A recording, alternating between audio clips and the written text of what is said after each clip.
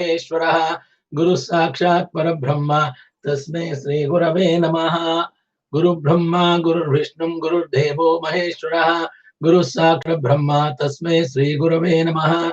Om Ganana Antva Ganapati Gammavamahe Kavin Kavinam Upavashravastramam Jeshtarajam Brahmanan Brahmana Anushrinoti Visena Sadhanam. Om Mahaganadipataye Namaha. Om Mahaganadipataye Namaha. Om Mahaganadipataye Namaha. Om Keshwaya Namaha. Om Narayana Namaha. Om Madhvaya Namaha. Om Govindaya Namaha. Om Vishnuve Namaha. Matsudaya Namaha. Trivikramaya Namaha. Vamanaya Namaha. Sridharaya Namaha. Rishikeshaya Namaha. Nabhaya Namaha. Damodaraya Namaha. Sankarshnaya Namaha. Vasudevaya Namaha. Pradyumnaya Namaha. Niruddhaya Namaha.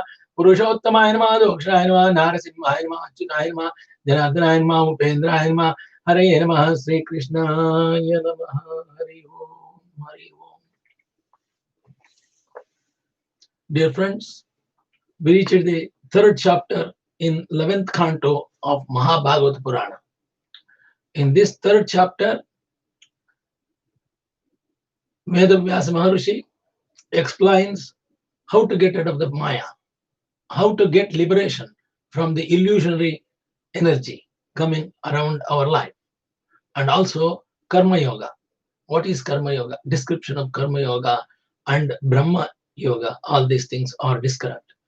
In answer to 4 questions spoken by Maharaja Nimi, this chapter describes the nature of activities of illusionary potency, that is Maya, the method of becoming free from Maya's insurmountable grip, the transcendental situation of the Supreme Lord Narayana, and the process of Karma Yoga by which one becomes free from all material activities. If you want to get detachment of all the material activities, concentrate on Bhakti Yoga and Bhakti Marga.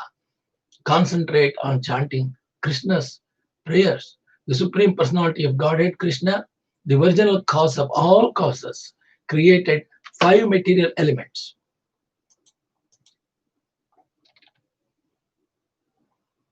From which the material bodies of the conditioned souls are created, so that the conditioned souls may cultivate either sense gratification or ultimate liberation. Appearing as a super soul, the super lord, supreme lord, enters the material bodies of the created beings and activities and 11 senses of the conditioned souls. How many senses? 11 senses, which we are going to explain what are the 11 senses. 11 senses of the conditioned souls. Conditioned souls means all human beings. We are all conditioned souls. The conditioned soul misidentifies the created material body with his actual self. The conditioned soul misidentifies the created material body with his actual self. That means Atma. We shouldn't confuse with Atma. Actual self means Atma. Misidentifies means we are mistaking or confusion. Created material body with his actual self, and thus engages in various fruitive activities. Impelled by the reactions of his own activities, he repeatedly takes birth in various species of life and thus suffers greatly until the time of the cosmic annihilation. The people are not get rid of the illusory effects and they involved with material activities and goes in the cycle of birth and death.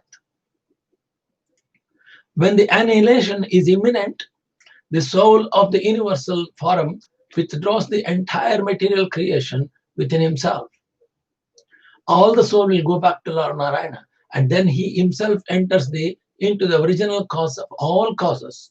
In this way, the Lord empowers his illusory potency consisting of 3 modes of material nature for the creation, maintenance, annihilation. Creation is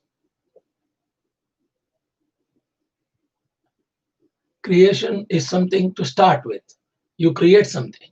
Maintenance is sustenance of the life. Annihilation is laya. Creation is a Brahma's field. Maintenance field is Vishnu field, annihilation is come from the Layakarta. Lord Ishvara is the Layakarta. Annihilation comes under the Ishvara. Accepting the roles of the male and female in this material world, the conditioned souls unite in sexual relationships. Although these souls constantly make material endeavors to eliminate their unhappiness and unlimitedly increase their pleasure, they inevitably achieve exactly the opposite result. You're aiming for something and you get opposite results sometimes. Because of material endeavors to eliminate their unhappiness, people do get opposite results. Permanent happiness cannot be found in this world, either on the earthly planets or on the heavenly planets, which one can attain in the next life after performing ritualistic ceremonies and sacrifices. Both on earth and in heaven, the living entity is harassed by the envy and rivalry of others. Therefore, any person who seriously desires to find permanent relief from the sufferings of material existence should take shelter of the lotus feet of a bona fide spiritual master.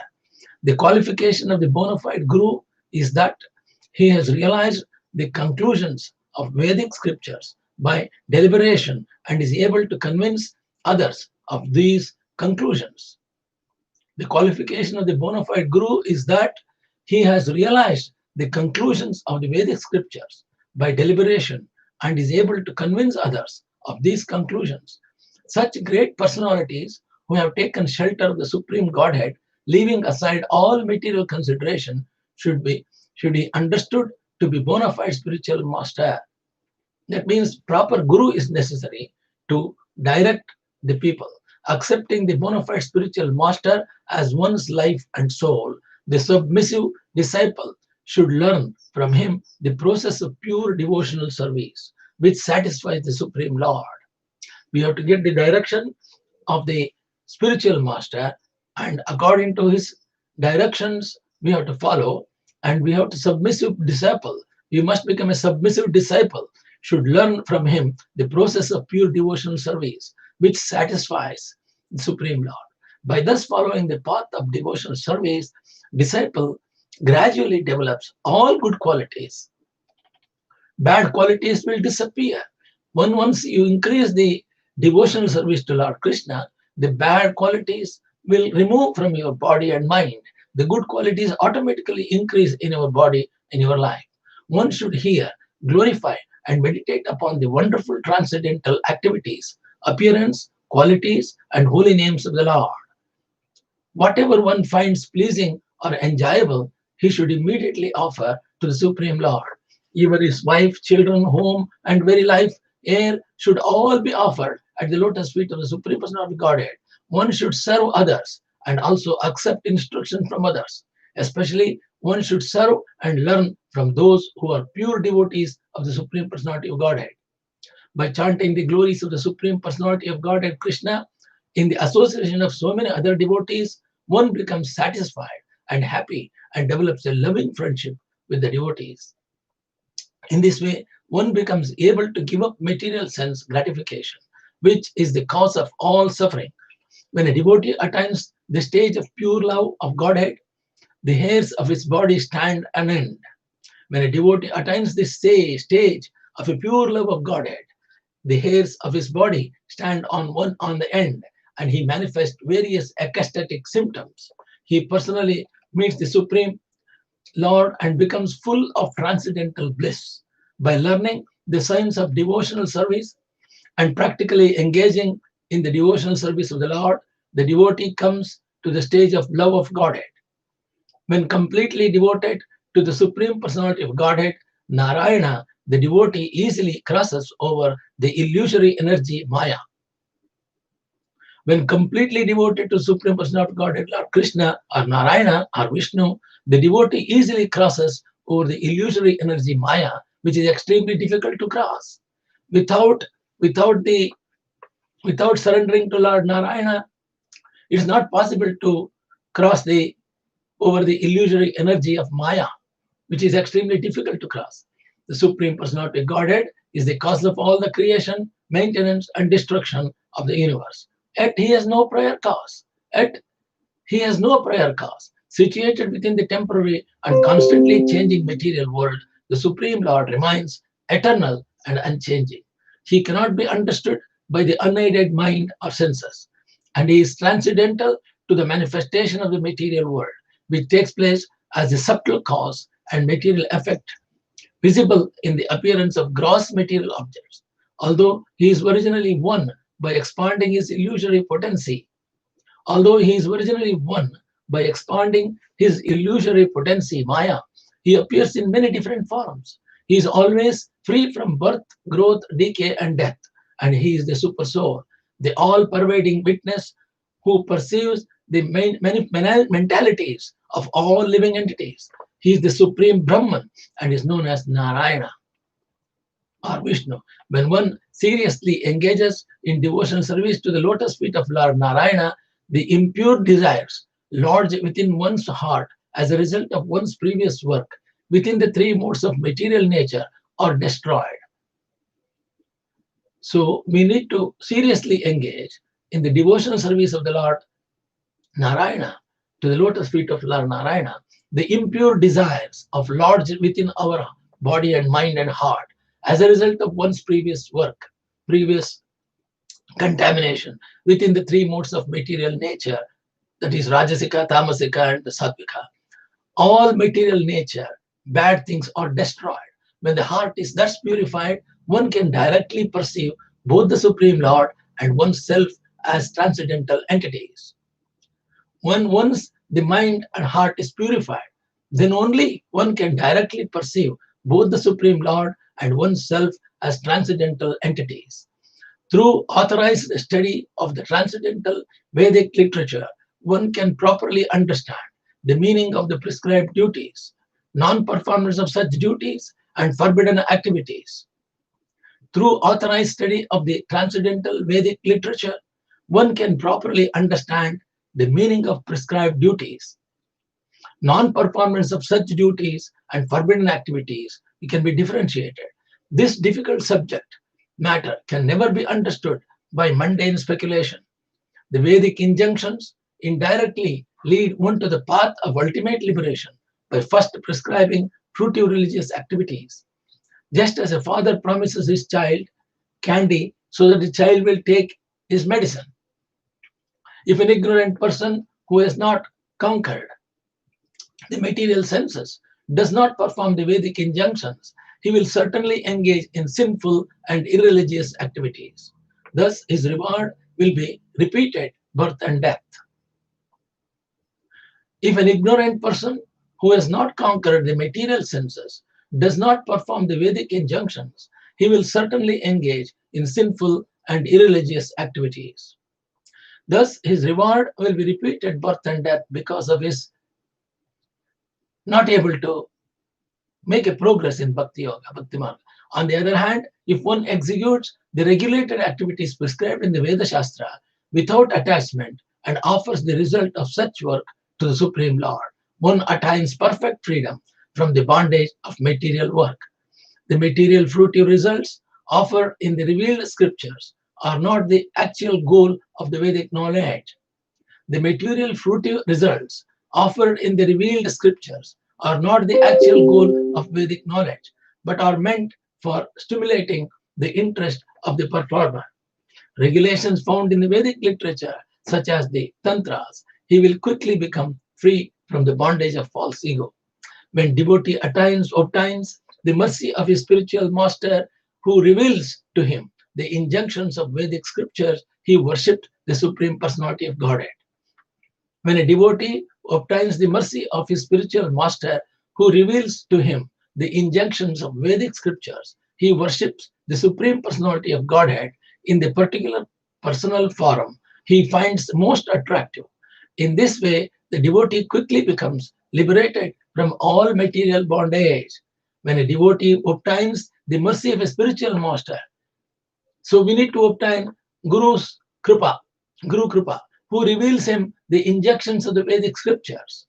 He worships the Supreme Personality of Godhead in the particular personal form he finds most attractive. In this way, the devotee quickly becomes liberated from all material bondage. He becomes Vairagya. These are the summary of the third chapter, what I said now. Now we will go to the full details of this chapter. This chapter starts with the text 1, the sloka 1, Raja Uvacha. Parishit Raja is asking, is talking now. Parasya Vishnorishasya Mayanam api mohinim Mayam Vedito Michamo Bhagavanto Bruvantunaha. Bhagavanto Bruvantunaha. This is sloka 1 that King Nimi says this.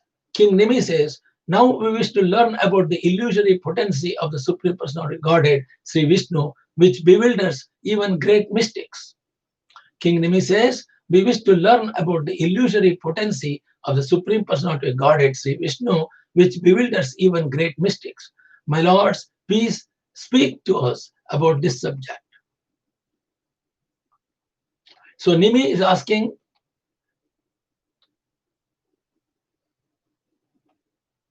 according to Srila Sridhara Swami, in this chapter, various saintly sons of Rishabhadeva will speak about the illusory energy.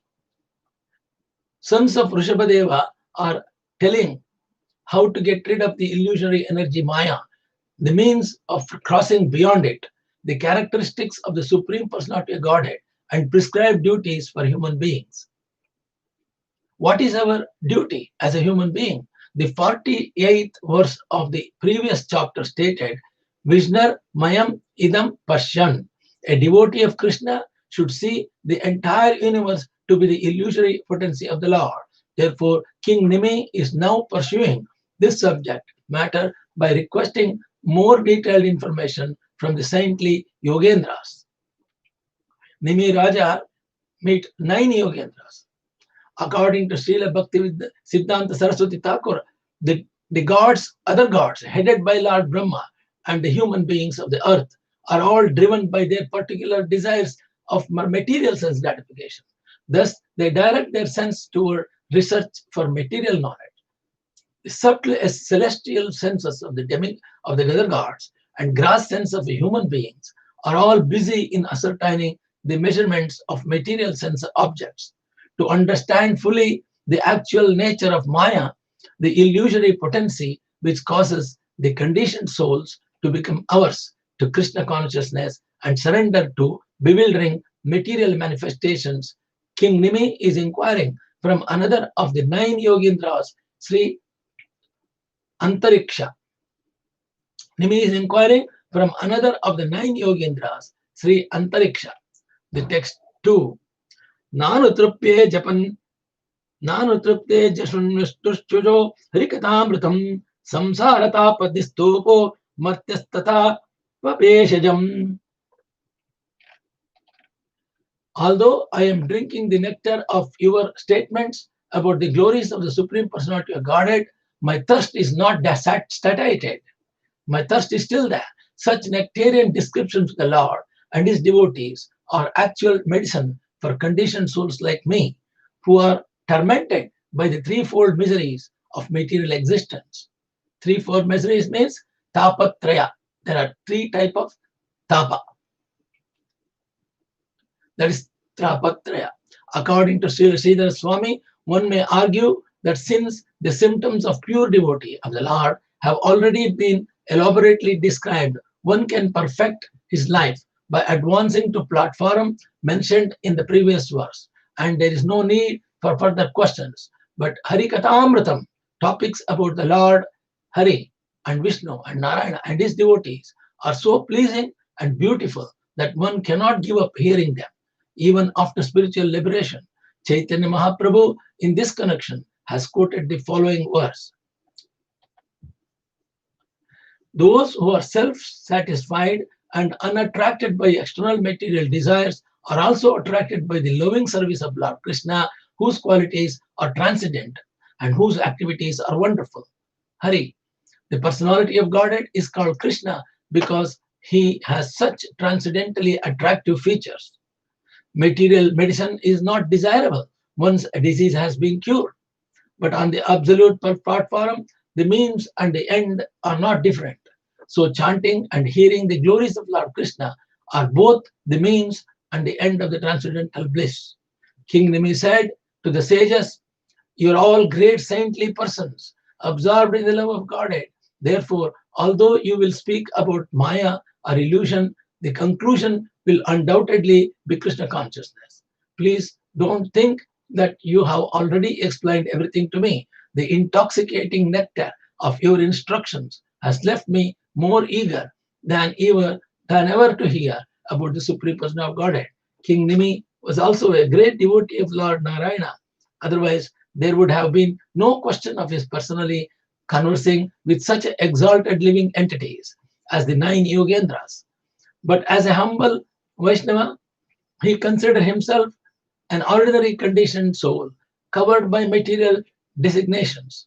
Thus, he showed his eagerness to understand the actual nature of Maya in order to be safe from her future attempts to place him in the burning fire of material existence. King Nimi was also a great devotee of Lord Narayana. Would have been no question of his personally conversing with such exalted living entities as the 9 Yogendras. But as a humble Vaishnava, he considered himself an ordinary conditioned soul like all of us, covered by material designations.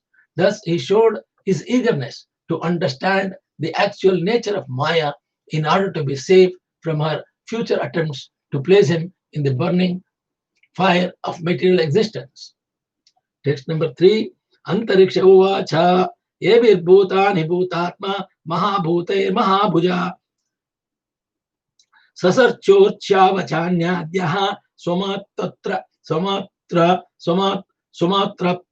prasidaye.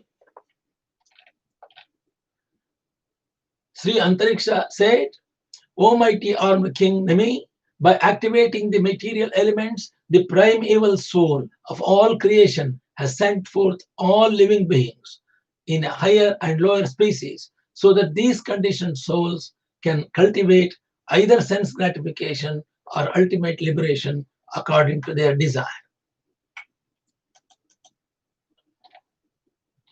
According to Srila Vishwanatha Chakravarti Thakura, the illusory energy Maya is explained in this verse through a description of her potencies, namely the modes of material nature. In Bhagavad Gita, Lord Krishna has described Maya as Gunamayi, consisting of material modes of nature. The material modes of the nature are alluded to in this verse by the word Uchavachani, high and low species of life. Uchavachani, various species of life becomes manifest, as do varieties of beauty, ugliness, strength, weakness, and other characteristics within a particular species, according to the appropriate development of the modes of nature as confirmed in Bhagavad Gita. Karanam guna sango sya sad asad yoni janmasto. This is due to the living being's association with the material nature in the good and evil species. Similarly, we find this statement: those situated in the mode of goodness gradually go upward to the higher planets. Those in the modes of passion live in the earthly planets, and those in the mode of ignorance go down to the hellish worlds. So in Bhagavad Gita, 13th chapter, 22nd sloka, it says, Urdham gachanti sattvam shaha madhye tistani rajashaha jaganya guna prittistaha ado gacchati tamasaha. Those who are in Sattva-guna, those situated in the mode of goodness, that is Sattva-guna, gradually go upward to the higher planets. Those in the mode of passion, in Rajasika guna, those in mode of passion, that's Rajasic guna, live on the earthly planets. And those in the mode of ignorance go down to the hellish worlds, that is Tamasa guna. The three general divisions of material life are called Deva, Trek, and Nara. That is gods, subhuman creatures, and human beings. In the various species of life, there are various facilities for material sense gratification. Different species are distinguished by differently formed senses. such as genitals, nostrils, tongue, ears, and eyes. Pigeons, for example, are given in the facility for almost unlimited sex.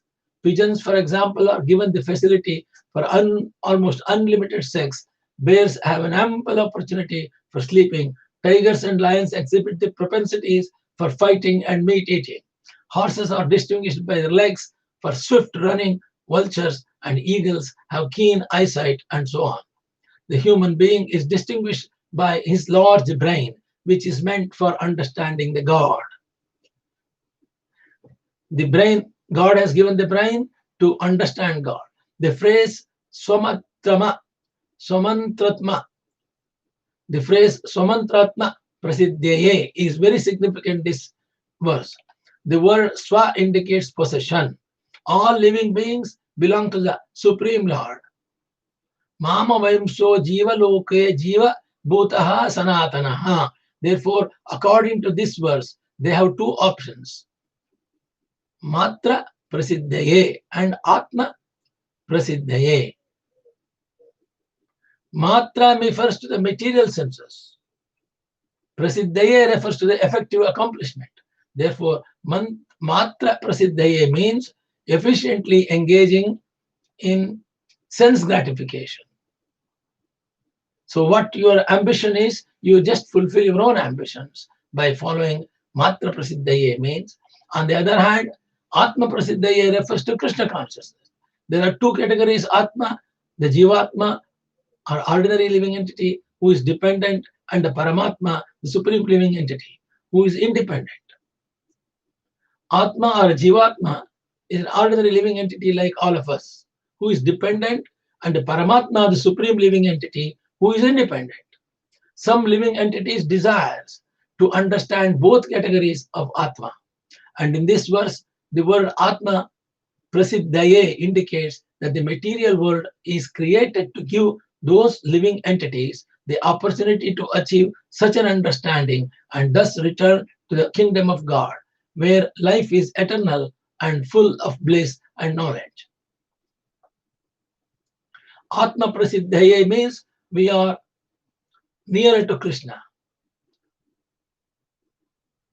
On the other hand, there are two categories Atma. The Jivatma, or ordinary living entity like all of us, who is dependent, and the Paramatma, the supreme living entity, who is independent. Some living entities desire to understand both categories of Atma. And in this verse, the word Atma Prasiddhaye indicates that the material world is created to give those living entities the opportunity to achieve such an understanding and thus return to the kingdom of God, where life is eternal and full of bliss and knowledge. Srila Sridhara Swami confirms this by quoting a verse from the Vedastuti, Srimad Bhagavatam, on the 10th canto, 87th sloka. Buddhi nidraya mana pranaha jnanam asrita prabhu matra atma cha bhavartame cha atmane kalpanaya cha kalpanaya cha. The Lord created the intelligence, senses, mind, and vital air of the living beings for sense gratification, for performing sacrifices to attain higher births, and ultimately for offering sacrifices to the Supreme Soul. According to Srila Jiva Goswami, the actual purpose of the Lord's creation is only one: to facilitate the advancement of devotional service to the Lord Himself. Although it is stated that the Lord facilitates sense gratification, it should be understood that Supreme Person of Godhead does not ultimately condone the foolishness of the conditioned souls. The Lord facilitates sense gratification, Matra Prasiddhaye, so that living entities will gradually understand the futility of trying to enjoy without Him. Every living entity is a part and parcel of Krishna. In the Vedic literature, the Lord gives a regulative program so that the living beings can gradually exhaust their tendencies to be foolish and learn the value of surrender into Him. The Lord is undoubtedly the reservoir of all beauty, bliss, and satisfaction. And it is the duty of every living entity to engage in loving service of the Lord. Although there are apparently two purposes for creation: It should be noted, understood that ultimately the purpose is one. The arrangement for sense gratification is ultimately meant to bring the living entities to the single purpose of going back home. The arrangement for sense gratification is ultimately meant to bring the living entities to the single purpose of going back home or back to Godhead or Vaikuntha, to Krishna's Goloka. एवं सृष्टानि भूतानि प्रविष्ट पंचधातुभिः एकदा दशदात्मनां विभजन् जुष्टे गुणान्. The super soul enters the material bodies of the created beings, activities, the mind and senses. The super soul is Lord Krishna, Paramatma, enters the material bodies of the created beings, activates the mind and senses, and thus causes the conditioned souls to approach the three modes of material nature for sense gratification. The following is a summary of Sri Bhaktisiddhanta Saraswati Thakur commentary on this verse. The one super soul enters the gross material elements, earth, water, fire, air, and ether. 5 senses, material, 5 elements. Earth is Bhumi, water is Varuna, fire is Agni, air is Vayu, and ether, and uses the activated material mind to subdivide the sensory activities of the conditioned souls among the 5 knowledge acquiring senses. We got 5 senses which acquires the knowledge for our brain through the organs: the eyes, ears, nose, tongue, and skin, Panchendriya. And by a further gross division, the 5 working senses, the hands, legs, speech, genitals, and anus. Because liberated souls have a strong tendency to serve the Lord, they are not attracted by the dualities of material good and evil. Because liberated souls have a strong tendency to serve the Lord, they are not attracted by the dualities of the material good and evil. They derive their pleasure through devotion and love for the Supreme Person of Godhead, who eternally enjoys his own transcendental pastimes beyond the material manifestation. When the conditioned souls forget their loving relationship with the Supreme Personality of Godhead, they develop illicit desires, therefore unable to serve the form, taste, fragrance, and other aspects of Lord Vishnu. These souls become bound to the bitter fruits of fruitive activities. Therefore, unable to serve the form, taste, fragrance, and other aspects of Lord Vishnu, these souls become bound to the bitter fruits of fruitive activities. But if their love of Godhead is somehow or the other awakened, the conditioned souls can dovetail all their sensory activities in the service of the Lord's transcendental pastimes. Actually, all materialistic activities are most undesirable, but the conditioned soul, under the influence of illusion, sees apparent distinctions between good and bad, pleasing and displeasing, and so on. The Lord, the Super Soul, having entered the collective and individual consciousness of the living entities, knows the heart of everyone. Therefore, when a sincere soul aspires for spiritual perfection, the Lord frees him from material bondage and arouses his propensity to serve the Lord of Vaikuntha. Love of Godhead flourishes in the variegated flavors of transcendental enjoyment. In ignorance, however, the conditioned soul considers himself the proper object of service and thus misunderstands the entire existential situation. Text 5.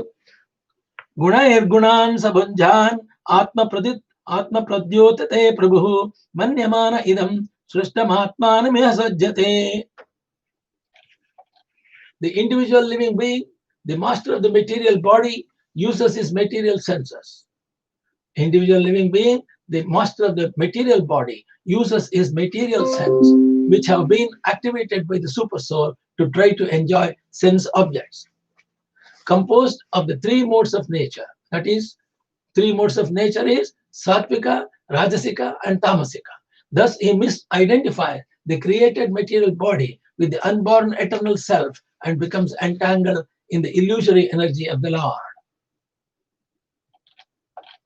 In this verse, the living entity is called Prabhu or Master because he is a minute part and parcel of the Supreme Master, Krishna. Similarly, in Bhagavad Gita, the Lord has described the living entity as Ishvara, the controller. Sariram and Avapnuti, Shariram and Avapnuti, Yach Kapi Utkramatisvaraha, Gritivaitani Samyati, Vayur Gandhan Ivashyata. The living entity in the material world carries his various conceptions of life from the one body to another, as there carries aromas. Srila Prabhupada has commented in his purport.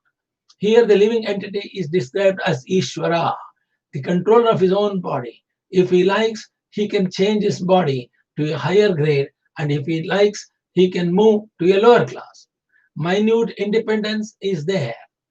The change as his body undergoes depends upon him. This statement confirms the words Swamatra and Atma Prasiddhaye in the text 3 of this chapter. If this Supreme Lord were to interfere with the minute independence of the living entity, there would be no question of living entities engaging in the living service of the Lord, since love implies a spontaneous free choice by the lover. Here the word Prabhu indicates that just as a child having received a toy car from his father pedals on the sidewalk, imitating the father who drives the actual car, the living entity pedals around the material universe in the innumerable material bodies selected for him by the Supreme Lord from an assortment of 8.4 million species. Not from an assortment of 8,400,000 species. Thus, the living entity, infatuated with the false ego of the material body, creates a fearful situation in which he undergoes repeated birth and death, as described in the statement, Bhayam Dvitiya Vinashvetaha Seth. Srila Jiva Goswami has given another explanation for this verse. If the word Prabhu is taken to mean the Supreme Lord, the word Gunai can be understood to mean good qualities, since Guna can refer to the material modes of nature or to the admirable qualities as in the verse. This verse would then mean the Lord by his transcendental qualities Gunai, such as mercy, is able to relish the transcendental qualities of his pure devotees. Atma Pratyodhitai would then indicate that by surrendering unto the Lord, who is this reservoir of all good qualities, the pure devotees become similarly endowed with godly qualities. The words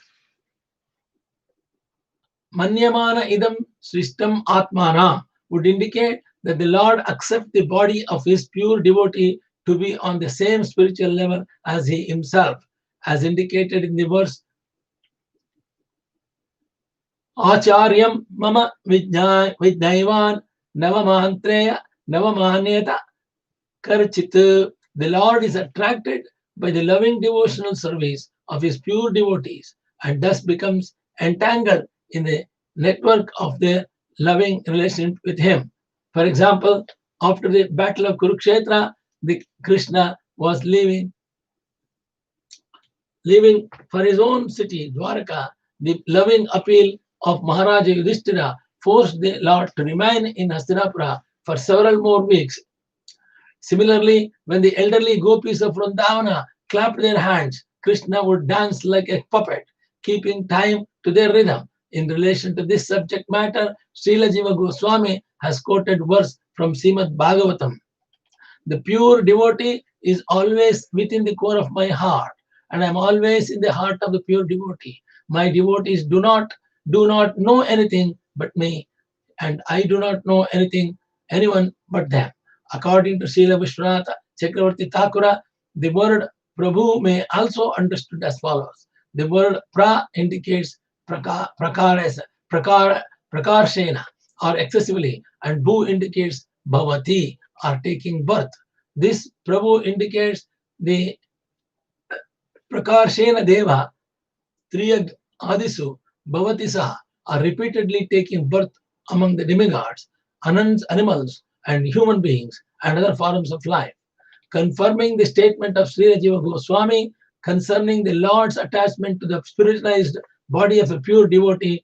Srila Bhakti Siddhanta Saraswati Thakura has quoted the following verses from Chaitanya Charitamrita. At the time of initiation, when a devotee fully surrenders onto the service of the Lord Krishna, accepts him to be as good as himself. When the devotee's body is thus transferred into spiritual existence, the devotee in that transcendental body renders service to the lotus feet of the Lord Krishna. We came to the sloka number 6.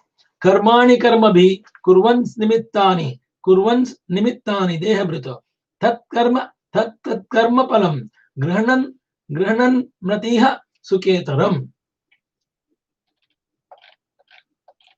Impelled by deep-rooted material desires, the embodied living entity engages his active sense organs in fruitive activities. He then experiences the results of his material actions by wandering throughout this world in so-called happiness and distress.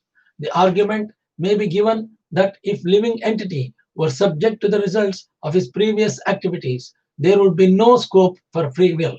Once having committed a sinful action, the living entity would be bound in an endless chain of suffering, being perpetually subject to previous reactions. According to this speculation, there cannot be a just and omniscient God. According to this speculation, there cannot be a just and omniscient God, since the living entity is forced to commit sinful activities by the reactions of his previous activities, which were the reactions to still previous activities. Since even an ordinary gentleman will not unfairly punish an innocent person, how could there be a God witnessing the helpless suffering of the conditioned souls within this world? This foolish argument can easily be refuted by a practical example. If I purchase a ticket for an airline flight, board the plane, and commence the flight, once the plane has taken off, my decision to board the plane forces me to continue flying until the plane lands. But although I am forced to accept the reaction of this decision on board the plane, I have many new decisions I can make. I may accept the food and drink from the stewardess or reject it. I may read a magazine or a newspaper. I may sleep, walk up and down the aisle, converse with other passengers, and so on. In other words, although the general context, flying to a particular city, is forcibly imposed upon me as a reaction to my previous decision to board the plane. Even within that situation, I am constantly making a new decisions and creating a new reactions. For example, if I cause a disturbance on the airplane, I may be arrested when the plane lands. On the other hand, if I make the friends with a businessman sitting next to me on the plane, such a contact may lead to a favorable business transaction in the future. Similarly, although the living entity is forced to accept a particular body by the laws of karma within the human form of life, there is always scope for free will and decision making. Therefore, the Supreme Personality of Godhead cannot be considered unjust for holding the living entity in a human life responsible for his present activities, despite the living entities undergoing the reactions of his previous work. According to Srila Vishwanatha Chakravarti Thakura, the influence of Maya is so strong that even in a hellish condition, the proud conditioned soul thinks that he is enjoying the life. Ittam karma gatir gachan bhakpa bhadravaha pumahan abhuta samplavat sarga pralaya vashnate vashaha. Thus, the conditioned living entity is forced to experience repeated birth and death. Impelled by the reactions of his own old activities, he helplessly wanders from one inauspicious situation to another, suffering from the moment of creation until the time of cosmic annihilation. Shloka number 8. Dato paplava asanne vyaktam dravya gunatmakam anadinidana kalo hyavyktaya pakarshati. Hyavyktaya pakarshati. When the annihilation of the material elements is imminent, the Supreme Personality of Godhead, in his form of eternal time, withdraws the manifest cosmos, consisting of gas and subtle features. The entire universe vanishes into non-manifestation. In the third canto of Srimad Bhagavatam, Lord Kapiladeva teaches that the material nature originally exists in an inert state of equilibrium called pradhana. When Lord Vishnu cast his potent glance in the form of Kala, or the time, material interactions take place, culminating in the variegated creation of the material cosmos. In this verse, it is stated that the end of universal time, the same Kala that originally incited the female nature into manifestation, again withdraws the cosmos into his original state of inert non-manifestation. According to Srila Bhakti Siddhanta Saraswati Thakur, the time potency itself is Kala, is then withdrawn, and it merges into the Supreme Soul, who manifests himself as the original cause of material nature. Anadir Adira Govinda Sarvakarana Karanam Sarvakar Anadir Adir Govinda Sarvakarana Karanam. Such technical arrangements for creation and annihilation, birth and death do not exist in the eternal spiritual kingdom of God. In the spiritual sky, the variegated spiritual enjoyment of the Lord and his devotees is not hampered by the inferior cycles of death, maintenance, and destruction found in the material world. So we are going to the 9th sloka. Shatavarsha hena vrishtirbi vishutkulyana vishutkulvana bhavi tatkalo pichat tatkalo pochitosnorka lokasmin pratiprishyati. As cosmic annihilation approaches, a terrible drought takes place on earth for 100 years. For 100 years, the heat of the sun gradually increases and its blazing heat begins to torment the three worlds. Shloka number 10. Patalatala marabhya sankarshana mukhanalaha dahannurdvashiko vishnur gardate vayuneritaha. Beginning of Patalaloka, a fire grows emanating from the mouth of the Lord Sankarsana. Its flames shooting upward, driven by the great winds, it scorches everything in all directions. Shloka number 11. Savartako mega gano varshati smashata samaha darabirhasti hasta bilnayate salile virat. Hordes of clouds called Samartaka pour torrents of rain for 100 years, flooding down the raindrops as long as the trunk of an elephant. The deadly rainfall submerges the entire universe in water.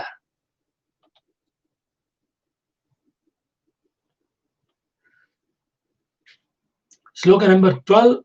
Tato viraja mutsajya vairaja purusho nrupaha avyaktam vishade sukshmam nirindana ivanalaha.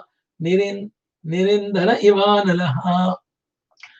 Then Vairaja Brahma, the soul of universal form, gives up his universal body, O king, and enters into the subtle unmanifest nature like a fire that has run out of fuel. According to Srila Bhakti Siddhanta Saraswati Thakur, the word Vairaja in this verse indicates the totality of the individual conditioned souls who originally take birth from Brahma and are amalgamated back into him at the time of annihilation. By the manifestation of the Virata Purusha, the universal form of Lord, there is a temporary display of forms, qualities, and activities within the material creation, but the entire cosmic scene reverts to inert formlessness when the creation is withdrawn by the Supreme Personality of Godhead. Therefore, the Lord's universal form cannot be accepted as an eternal form of the Lord. It is merely the temporary imaginary resemblance of his personal form within the kingdom of Maya. In the first canto of the Srimad Bhagavatam, as well as in the second canto, the universal form of the Lord is clearly explained to be an imaginary form offered to the neophyte for meditation on God. Those who are excessively materialistic are totally unable to understand that the Supreme Personality of Godhead is actually Sat Chit Ananda Vigraha, Sat Chit Ananda Vigraha, or the eternal form of bliss and knowledge. Transcendental to the exhibition of material energy, therefore, to encourage such gross materialists to become faithful theists, the Vedic knowledge and literature instructs them to meditate upon the physical universe as the gigantic body of the Supreme Lord.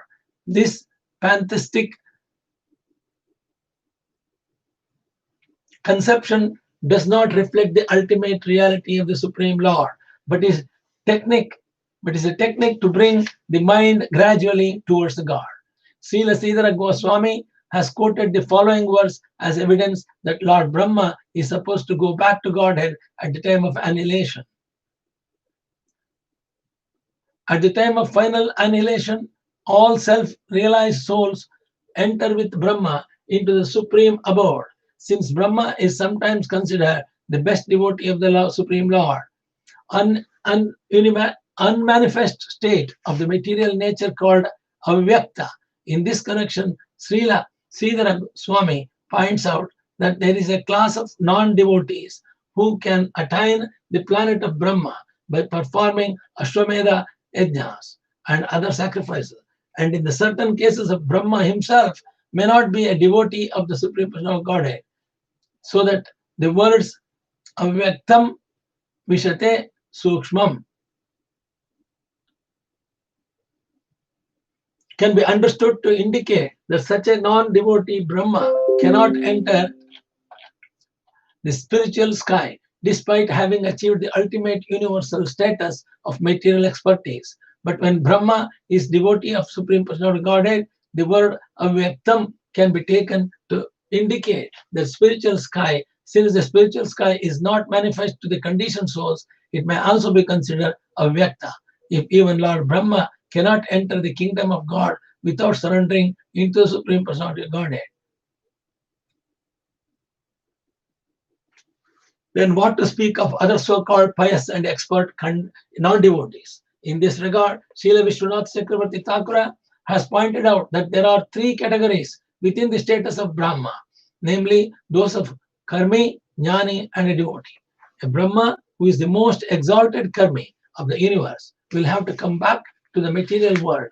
A living entity who has achieved the post of Brahma by being the greatest speculative philosopher within the universe may attain impersonal liberation, and a living entity who has been awarded the post of Brahma due to being great devotee of the Supreme Personality of Godhead enters into the personal abode of Lord.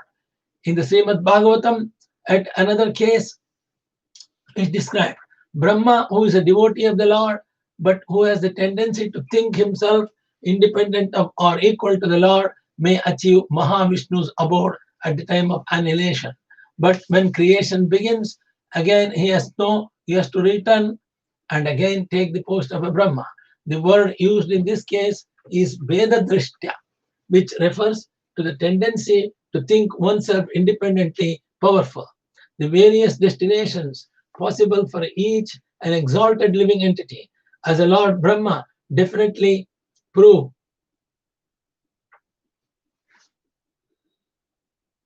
Lord Brahma definitely proved that any material position is worthless for guaranteeing an eternal life of bliss and knowledge. In Bhagavad Gita, Lord Krishna promises that if one gives up all other so-called obligations and surrenders to the devotional service to the Lord will personally protect him and bring him back to the supreme abode in spiritual sky. It is futile and foolish to try to achieve perfection by one's own strenuous endeavor and not surrender to the lotus feet of Krishna. Such a blind attempt is described in the 18th chapter of Bhagavad Gita as Bahulashyam, indicating there's work in the material mode of passion. Brahma is the lord of the entire universe, or certainly Bahuladasyam, or strenuous endeavor in the most exalted sense. But all such passionate work, even that Lord Brahma, is ultimately useless without surrendering to lotus feet of Krishna.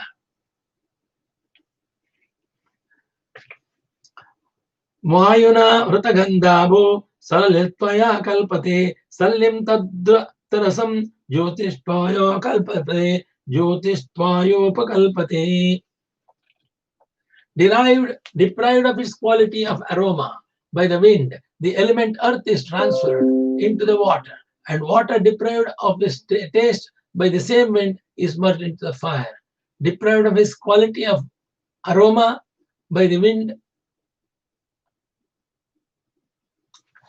element earth is transferred into water, and water deprived of its taste by that same wind is merged into the fire. Srimad Bhagavatam gives several descriptions of the material creation, by which air is expanded from ether, fire, and air, water from the fire, and earth from water. Now, in the reverse order, the creation is wound up. This earth merges back into the water from which time came, and water similarly merges into the fire.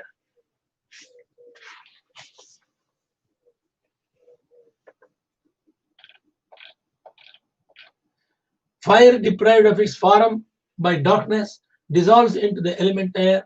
When the air loses its quality of touch by the influence of space, the air merges into that space. When space is deprived of its tangible quality by the Supreme Soul in the form of time, space merges into the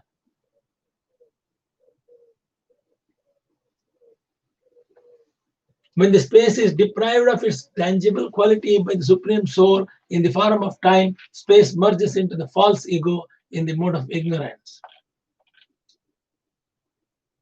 My dear king, the material senses and intelligence merge into false ego in the mode of passion, from which they arouse, and the mind, along with the demigods, all the other gods, merges into false ego in the mode of goodness. Then the total false ego, along with all of its qualities, merges into the Mahat Tattva.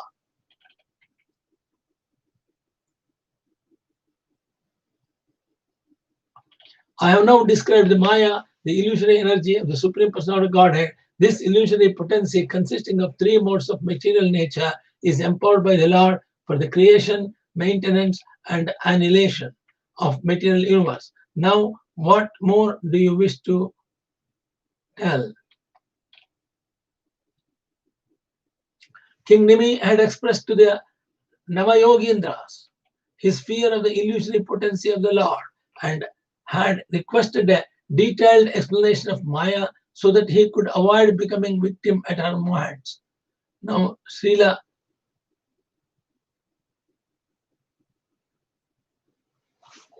Sri Antariksha, having described the illusory potency, is suggesting that the king inquire about the means to become totally free of Maya's influence, not waiting for the king to ask such a question. Sri Antariksha himself is suggesting, now that you have heard about the Maya's influence, you should inquire about the process of becoming free from such influences. The following is a summary of Srila Bhaktivedanta Saraswati Thakura's creation. Vasudeva, the Supreme Person of Godhead, is the presiding deity of consciousness, which becomes manifest within the Mahatattva. By further transformation of the Mahatattva, the described threefold false ego appears as follows. From Vaikarika, false ego in the mode of goodness.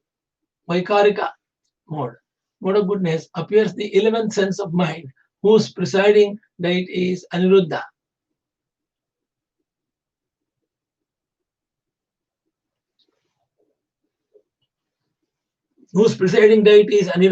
From Tejas, false ego in the mode of passion, comes intelligence, whose presiding deity is Pradyumna, and the 5 working senses and 5 knowledge acquiring senses with their various presiding deities.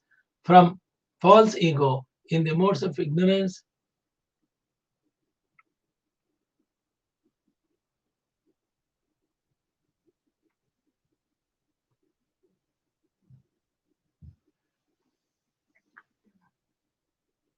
by further transformations of Mahat Tattva, the threefold false ego appears as follows. From Vaikarika, false ego in the mode of goodness, appears the 11th sense, the mind whose presiding deity is Aniruddha. From Tejas, false ego in the mode of passion, comes intelligence, whose residing deity is Pradyumna, and the five working senses and five knowledge acquiring senses with their various presiding deities. From false ego in the mode of ignorance arises the subtle form of sound.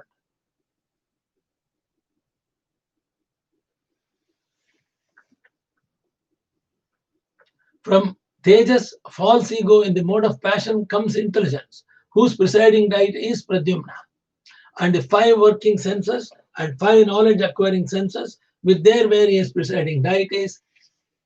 From false ego in the mode of ignorance arises the subtle form of the sound, and from that sound or Shabda Pramana, all the material elements gradually become manifest. Beginning with ether and sense of hearing, the presiding deity of these three divisions of false ego is Sankarshana. The description: Supreme Personal Godhead's external body, potency, Maya, causes the birth, maintenance, and destruction of the material world. She is tricolor, red, white, and black.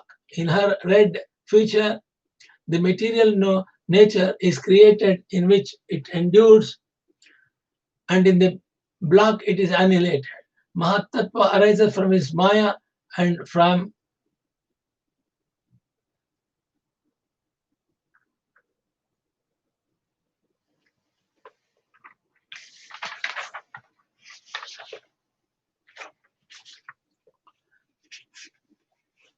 Mahat Tattva arises from his Maya, and from the Mahat Tattva come the three varieties of false ego mentioned above. At the time of annihilation, the five great elements, namely earth, water, fire, air, and ether, merge into the false ego in the mode of ignorance, from which they were originally generated. The 10 senses and intelligence merge into false ego and passion, and the mind also, with the demigods, merges into false ego in the mode of goodness.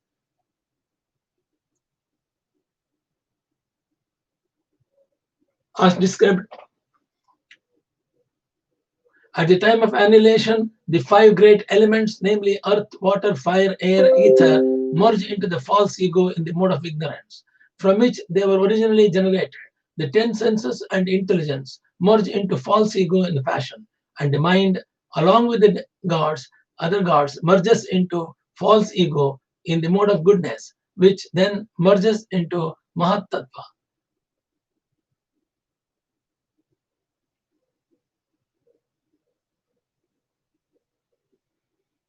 As described above, each of the gross elements is wound up when its distinguishing quality is removed. The element then merges into the previous element. This can be understood as follows. In space or ether, there is the quality of sound. In air, there are qualities of sound and touch. The fire, there are sound, touch, and form. In water, there are sound, touch, form, and taste. And in the earth, there are sound, touch, form, taste, and aroma. Therefore, from ether down to the earth, each element is distinguished by the addition of its own unequal quality called guna vishesham. When the quality is removed, an element becomes non-different from its previous element and thus merges into it. For example, when a great winds take aroma away from the earth contains only sound, touch, form, and taste, and thus becomes non-different from water into which it merges. Similarly, when water loses its rasa or taste, it contains only sound, touch, and form, thus becoming non-different from fire, which also contains the removal of the fire. For example, when a great winds like aroma away from the earth contains only sound, touch, form, and taste, and thus becomes non-different from water, into which it merges. Similarly, when the water loses its rasa or taste, it contains only sound, touch, and form, thus becoming non-different from fire, which also contains those three elements, qualities. So the wind takes away the aroma to merge earth into water and takes away from taste to merge water into fire. Then when the universal darkness removes form from fire, fire merges into air. Space then removes the sense of touch from the air, and air merges into space. The Supreme Personality of Godhead, as the time element, removes sound from space and arose finally. Finally, false ego is merged into the Mahatattva, which is merged into the unmanifest Pradhana, and thus universe is annihilated.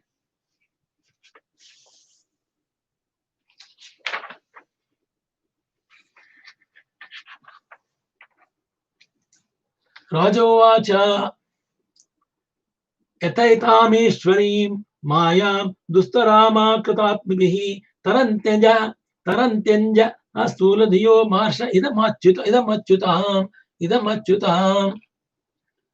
King Rimi says, "Oh great, please explain how even a foolish materialist can easily cross over the illusory energy of the Supreme Lord, which is always insurmountable for those who are not self-controlled."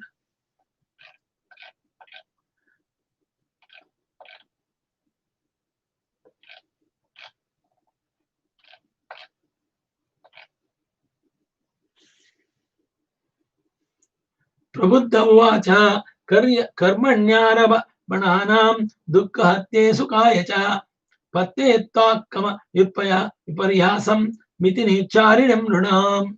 The 18th sloka. Sri Prabuddha says, accepting the roles of male and female in human society, the conditioned souls unite in sexual relationship.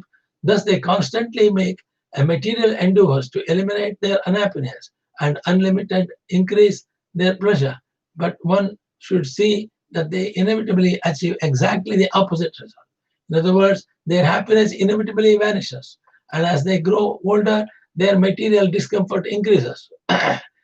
Without the mercy of pure devotee of Lord Krishna, it is exceedingly difficult to free oneself from the bodily concept of life, which is the illusory basis of sexual attraction.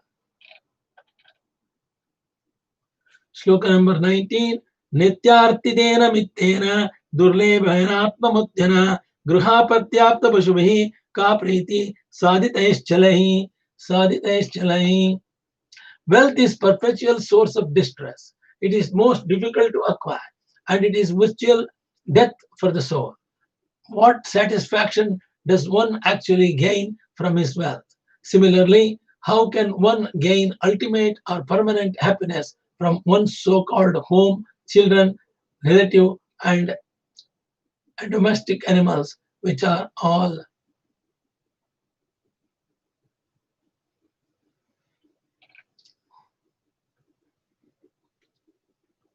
Shloka number 20. Evam lokam param vidvan nashcharam karma nirmitam sutalyatishayadvamsam yata mandalavartinam. One cannot find permanent happiness even on the heavenly planets, which one can attain in the next life by ritualistic ceremonies and sacrifices. Even in material heaven, the living entity is disturbed by rivalry with his equals and envy of those superior to him. And since one's residence in heaven is finished with the exhaustion of pious fruitive activities, the denizens of heaven are affected by fear, anticipating the destruction of their heavenly life. Thus, they resemble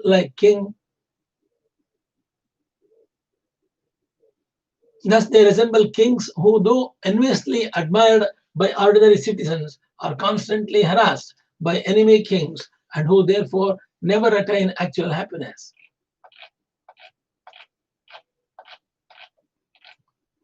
Shloka number 21. Tasmad gurum prapadyete jijnasu shreya uttamam shabde pare chanishtatam brahmanya pashamashrayam. Brahmanya Pashumashrayam. Therefore, any person who seriously desires real happiness must seek a bona fide spiritual master and take shelter of him by initiation. The qualification of the bona fide guru is that he has realized the conclusions of scriptures by liberation and is able to convince others of these conclusions. Such great personalities who have taken shelter of the Supreme Godhead, leaving aside all material considerations, should be understood to be bona fide spiritual masters.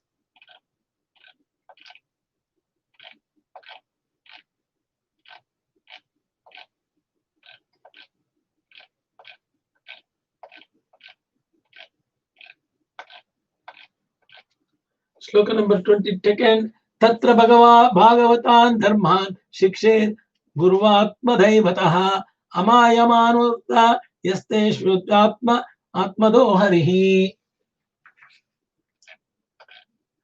Accepting the bona fide spiritual master as one's life and soul and worshipable deity, the disciple should learn from him the process of pure devotional service.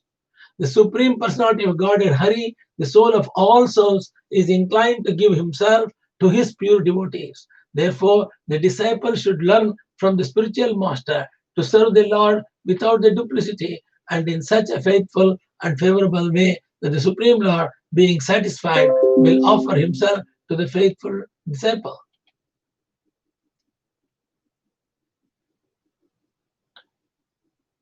Srila Jiva Goswami comments that spiritual master is to be considered as the Atma, or the very life of the disciple, since real life begins when one is initiated by a bona fide spiritual master. Although one may experience many seemingly wonderful or important events in a drama, one's real life begins when he wakes up. Similarly, since the spiritual master gives birth to the disciple by awakening him to the spiritual life, a bona fide disciple understands that his spiritual master is the very basis of his life. So selecting a guru is very important. You got to approach a guru who is able to take you and guide you. Section the Shloka 23rd. Sarvato manaso sangaha madhav sangam cha sadhushu dayam maitrim prashnayam cha bhute shraddha yatochitam.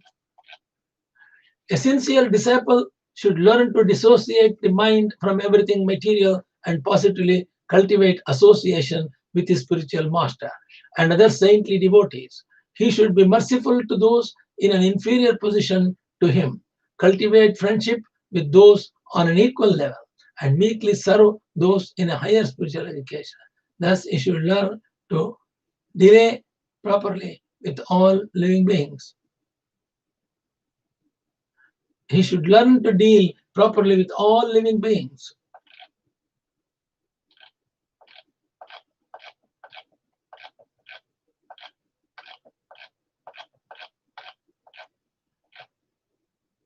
Selecting a guru is very important. You need to surrender to the guru. Then guru directs you. 24th sloka. Shaucham tapastiksham cha maunam sadhyaya marjavam brahmacharya mahimsa cha samutvam dvandva samjayo. To serve the spiritual master, the disciple should learn cleanliness, austerity, and tolerance, silence, study of Vedic knowledge, simplicity, celibacy, non-violence, and equanimity in the face of material dualities such as heat and cold, happiness and distress. Cleanliness is important. Shaucham is a cleanliness.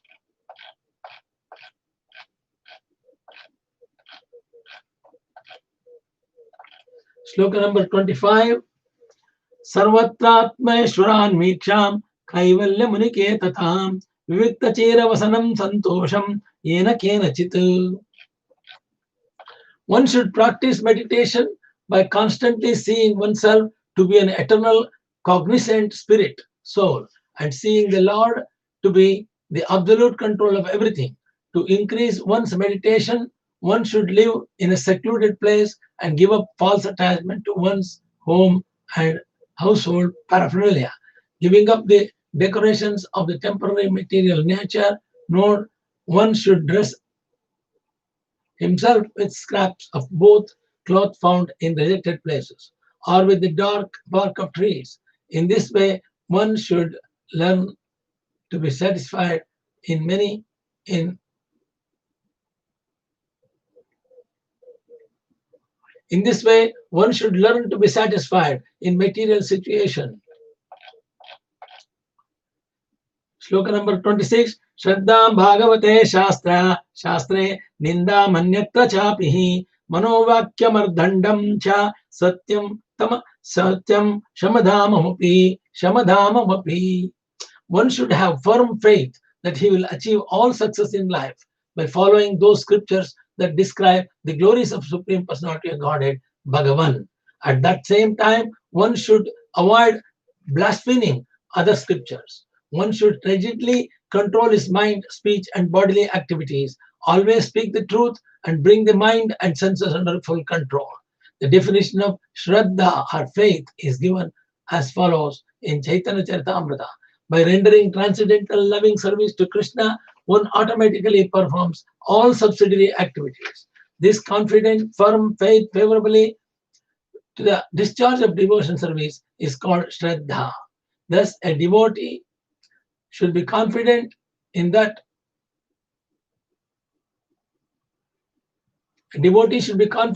by carrying out the injunctions of Bhagavata Shastra or Vedic literature that directly rather than indirectly describes devotional service to the Supreme Personality of Godhead, one will easily achieve all knowledge and the perfection of life. According to Srila Vishwanath Chakravarti Thakura, Manovakya Kavya Chandam, or strict control of mind, speech, and body.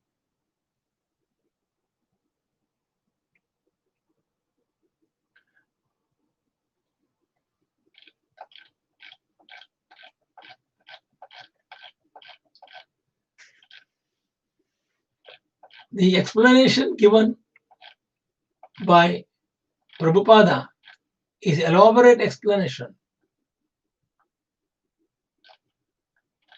One of the shloka, O Krishna, the son of Maharaj Ananda, I am your eternal servitor. At somehow or other, I have fallen into the ocean of birth and death. Please pick me up from this ocean of death and place me as one of the atoms at your lotus feet.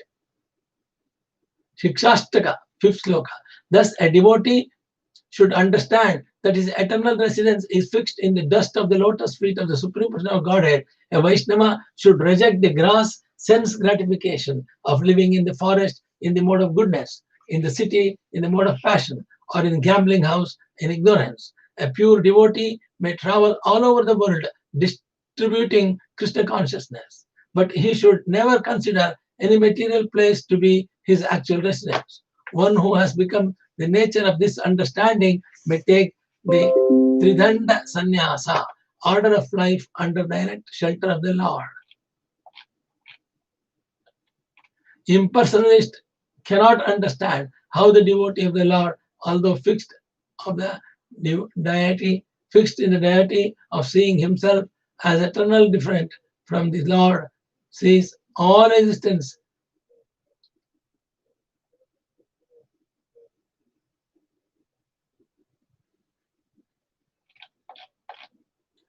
Shloka number 27 and 28. Shravanam Kirtanam Dhyanam Hare Hareradbhuta Karmanaha Janma Karma Gunanancha Tadarte Akila Cheshtitam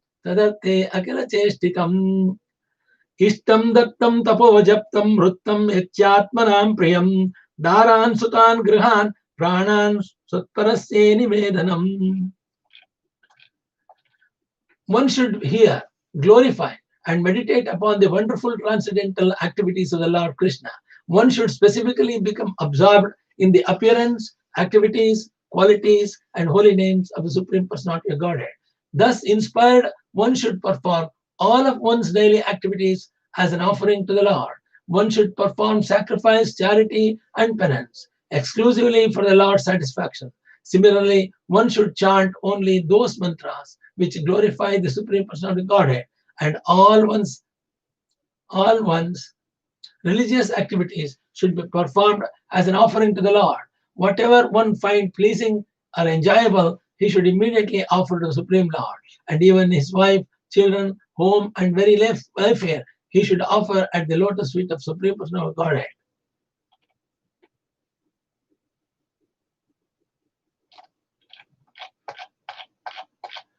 So we finished the sloka 27. In 28, we are going to 29th sloka. Evam Krishnatmanateshu Manusheshu cha samrudham Paricharya Chobhayatra Mahatsu Sadhushu. One who desires his ultimate self-interest should cultivate friendship with those persons who have accepted Krishna as the Lord of their life. One should further develop an attitude of service toward all living beings. One should especially try to help those in the human form of life, and among them, especially those who accept the principles of religious behavior. Among religious persons, one should especially render service to the pure devotees of the Supreme Personality of Godhead.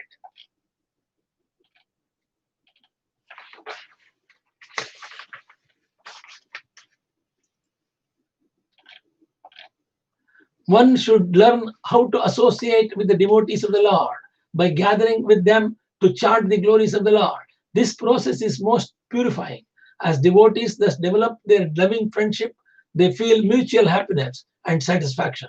And by thus encouraging one another, they are able to give up material sense gratification, which is the cause of all suffering. Material sense gratification is the cause of all suffering. People don't realize that.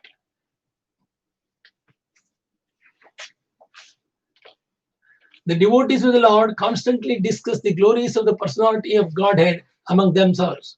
Thus, they constantly remember the Lord and remind one another of his qualities and pastimes. In this way, by their devotion to the principles of Bhakti Yoga, the devotees please the personality of Godhead, who takes away from them everything inauspicious.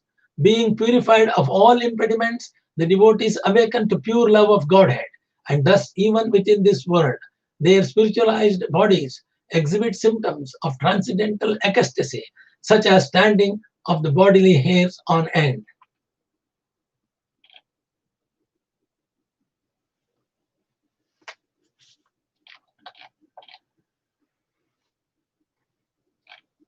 Having achieved love of Godhead, the devotees sometimes cry out loud, absorbed in thought of the infallible Lord. Sometimes they laugh, feel great pleasure, speak out loud to the Lord, dance or sing. Such devotees, having transcended material conditioned life, sometimes imitate the unborn Supreme by acting out his pastimes and sometimes achieving his personal audience.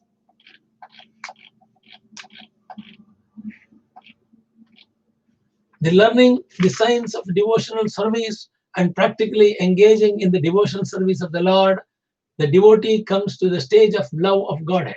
And by complete devotion to the Supreme Person of Godhead, Narayana, the devotee easily crosses over the illusory energy Maya, which is extremely difficult to cross otherwise.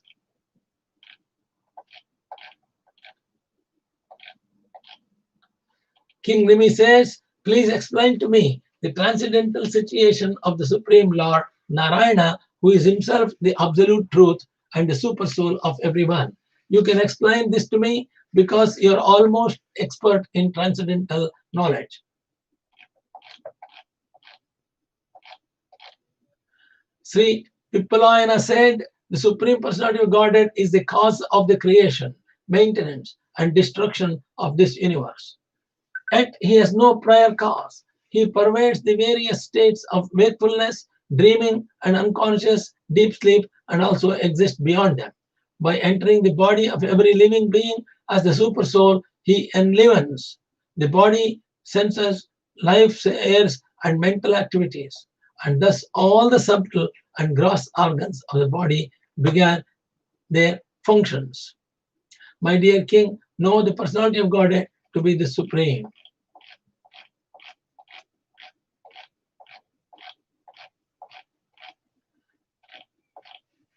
Neither the mind nor the faculties of speech, sight, intelligence, the life, air, or any of the senses are capable of penetrating that supreme truth anymore. than small sparks can affect the original fire from which they are generated.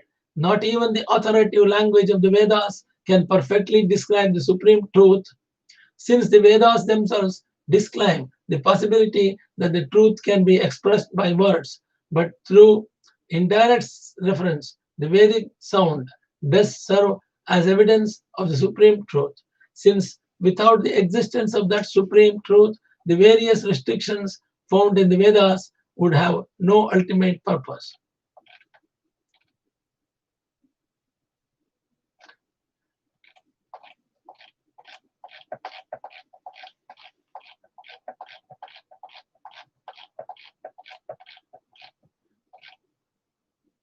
We came to the sloka number 37. Jnana kriyartha pala rupatayo rushukti brahma iva bhati sasatyayo param yat. Originally, the absolute Brahman comes to be known as threefold, manifesting itself as three modes of material nature. Goodness is sattvika, passion is rajasika, and ignorance is tamasika. Brahman further expands its potency and thus the power to act and the power of consciousness become manifest, along with false ego, which covers the identity of the conditioned living being. Thus, by the expansion of the multi-potencies of the absolute, the gods, other gods, as the embodiment of knowledge, become manifest along with the material senses, their objects, and the results of material activity, namely happiness and distress. In this way, the manifestation of material world takes place as the subtle cause and as the material effect visible in the appearance of gross material objects. Brahman, which is the source of all subtle and gross manifestation, is simultaneously transcendental to them being absolute.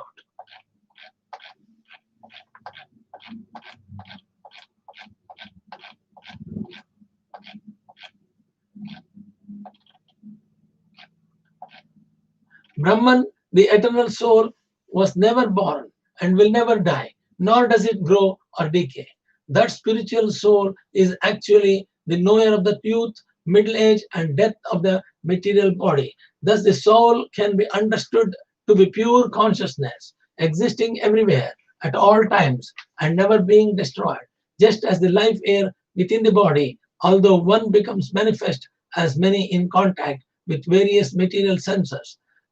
The one soul appears to assume various material designations in contact with the material body.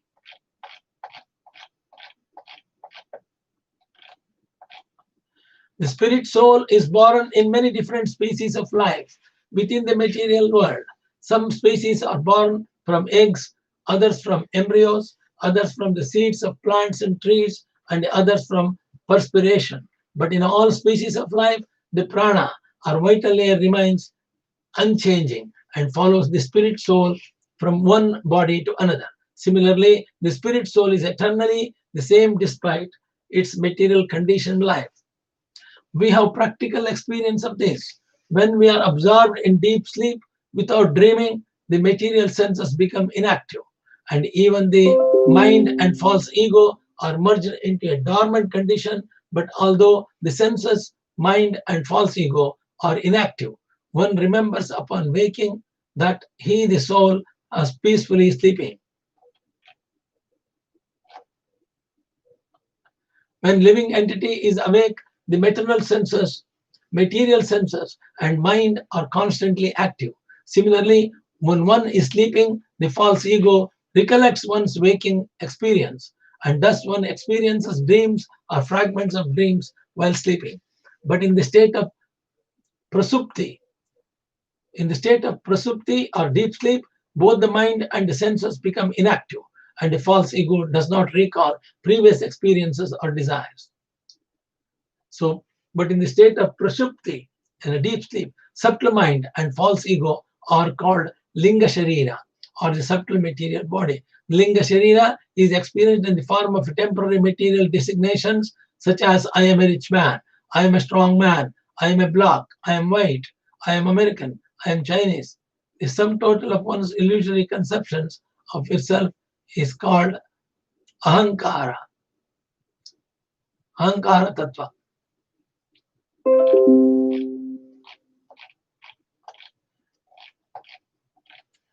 When one seriously engages in the devotional service of the personality of Godhead, Lord Krishna, fixing the Lord's lotus feet within one's heart as the only goal of life, one can destroy the innumerable impure desires lodged within the heart as a result of one's previous fruitive work within the three modes of material nature.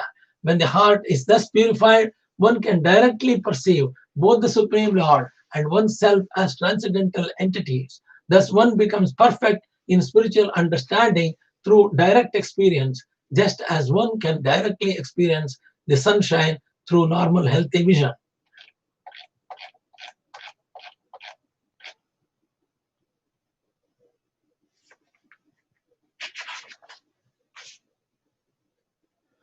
Raja Uvacha, Raja Nimi is questioning. Karma Yogam Vadatanaha, Karma Yogam Vadatanaha, Purusho Yena Samskritaha, Vidoye Hashu Karmani, Naishkarmyam Vindate Param, Naishkarmyam Yona Vindate Param, Naishkarmyam Vindate Param. King Nimi said, O great sages, please speak to us about the process of Karma Yoga. Purified by this process of dedicating one's practical work to the Supreme, a person can very quickly free himself from all material activities, even in this life, and thus enjoy pure life on the transcendental platform.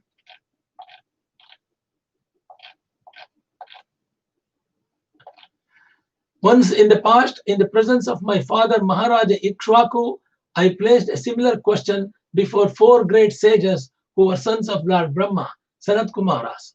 But they did not answer my question. Please explain the reason for this. According to Srila Sridhara Swami, the words Brahmana Putraha, the sons of Brahma, refer to the four Kumaras headed by Sanaka Rishi. Srila Madhvacharya has quoted a verse from the Tantra Bhagavata stating that the reason of the four sons of Lord Brahma, although Mahajanas and experts in the science of devotional service, declined to answer King Nimi was that they wanted to demonstrate clearly that even those who are expert in the cultivation and speculative knowledge cannot understand the actual science of pure devotional service. Srila Jiva Goswami has further commented that the sages avoided answering the question from the king because of at that time King Nimi was a young boy and therefore not mature enough to understand the answer fully. Srila Jiva Goswami has further commented that the sages avoided answering the question from King Nimi because at that time King Nimi was a young boy and therefore not mature enough to understand the answer fully. That's why the Sanat Kumaras didn't answer the question.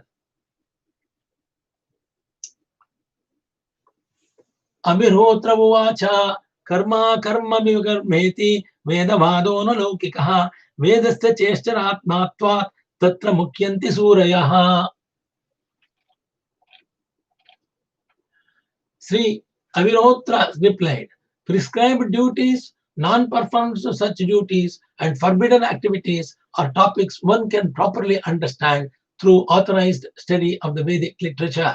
This difficult subject matter can never be understood by mundane speculation. The authorized Vedic literature is the sound incarnation of personality of Godhead himself, and thus Vedic knowledge is perfect.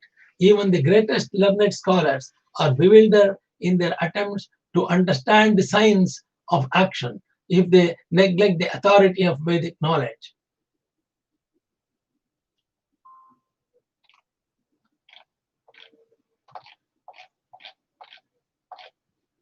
Childish and foolish people are attached to materialistic fruitive activities, although the actual goal of life to become free from such activities. Therefore, the Vedic injunctions indirectly lead one to the path of ultimate liberation by first prescribing fruitive religious activities, just as a father promises his child candy so the child will take his medicine.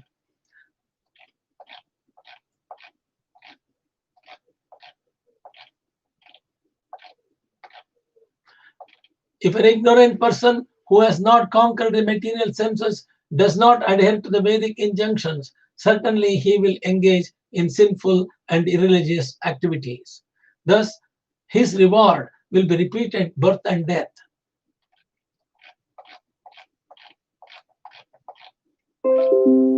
By executing without attachment the regulated activities prescribed in the Vedas, offering the results of such work to the Supreme Lord, one attains the perfection of freedom from the bondage of material work.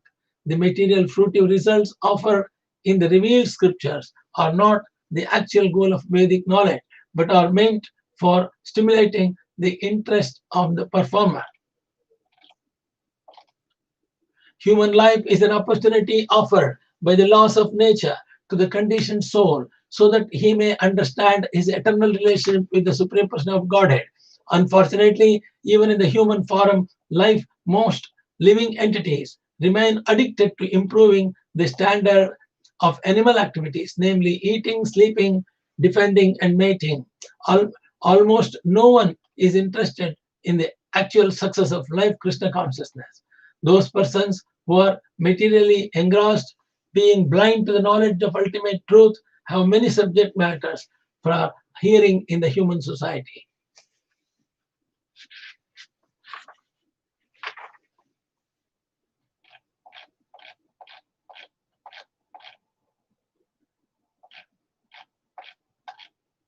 One who desires to quickly cut the knot of false ego which binds the spirit soul should worship the Supreme Lord Keshava by the regulations found in the Vedic literatures as the Tantras. Vedic literatures contain mysterious descriptions of the absolute truth that stimulate philosophical speculation. The Vedas also offer heavenly rewards for the performance of ritualistic ceremonies, but as stated in the verse 44 of this chapter, such Jnana-khanda and Karma-kanda sections of Vedas are Balanama Anuswaram, that is, because these intelligent or childish persons are addicted to mental speculation and fruitive activity.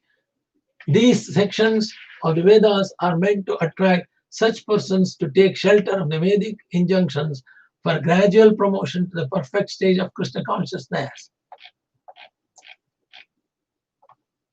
Having obtained the mercy of the spiritual master who reveals to the disciple of injunctions of Vedic scriptures, the devotee should worship the Supreme Personality of Godhead, in particular personal form of the Lord the devotee finds most attractive.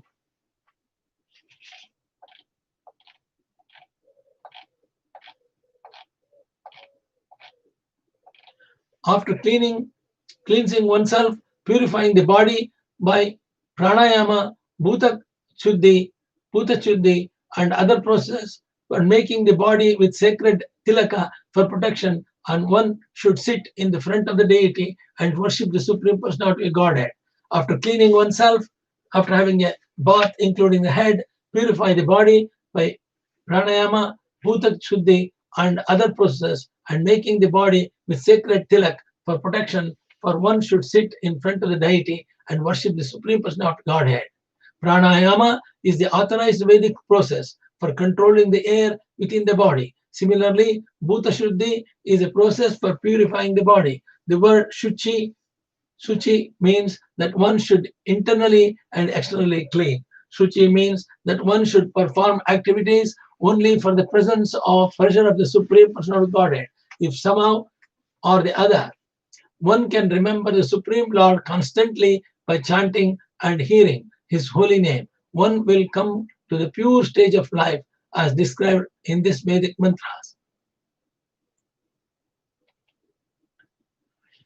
Srila Bhakti Siddhanta Saraswati Thakura has pointed out that although one may mark the body with a sacred tilaka, perform mudras, and chant mantras, if one is thinking within his mind of material sense gratification, his worship of Lord Sri Hari is become bogus until he has to mind concentration. Therefore, the word Suchi here indicates that one should worship the Lord in a favorable frame of mind, considering the Lord to be a sacred and oneself to be an insignificant servant of the Lord. Those who are not favorably inclined towards Supreme Personality of Godhead do not like to worship the deity in the temple, and they discourage people from going to the temple of the Lord by saying that since the Lord is omnipresent, there is no need to do so. Such envious persons prefer the gymnastic exercises of Hatha Yoga and Raja Yoga system. But statements by the Lord himself, such as Vasudeva Sarvam iti and Mama Ekam Saranam Brajaha, indicate that in the mature transcendental realization, one understands the Supreme Personal Godhead is the source of everything, and therefore the only worshipable object is Supreme Personal Godhead Krishna. Thus, the devotees who worship the deity of the Lord according to the Pancharatra system, are not attracted by any yoga process except Bhakti Yoga.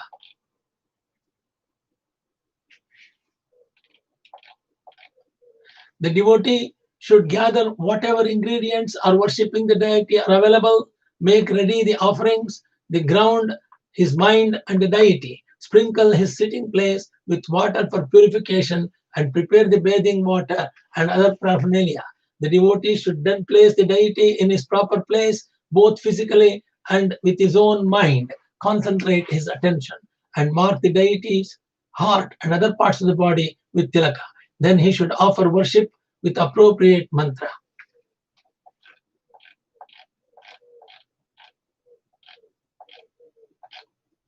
One should worship the deity along with each of the limbs of his transcendental body, his weapons such as Sudarshana Chakra, his other bodily features, and his personal associates. One should worship each of these transcendental aspects of the Lord by its own mantra, and with offerings of water to wash the feet, scented water, water to wash the mouth, water for bathing, fine clothing and ornaments, fragrant oils, valuable necklaces, unbroken barley corns, flower garlands, incense and lamps. Having thus completed the worship in all its aspects in accordance with the prescribed regulations, one should then honor the deity of Lord Hari with prayers and offer obeisances to him by bowing down.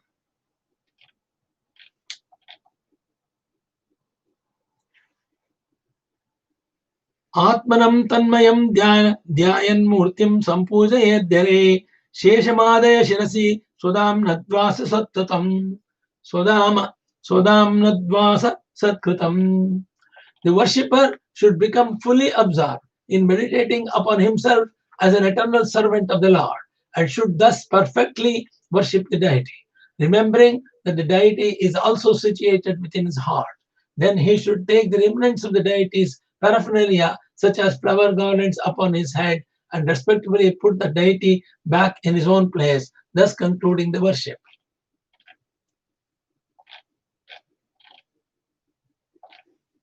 Thus, the worshipper of Supreme Lord should recognize that the personality of Godhead is all-pervading and should worship him through his presence in fire, the sun, the water, and other elements in the heart of the guest one receives in one's home and also in one's own heart. In this way, the worshipper will very soon achieve liberation.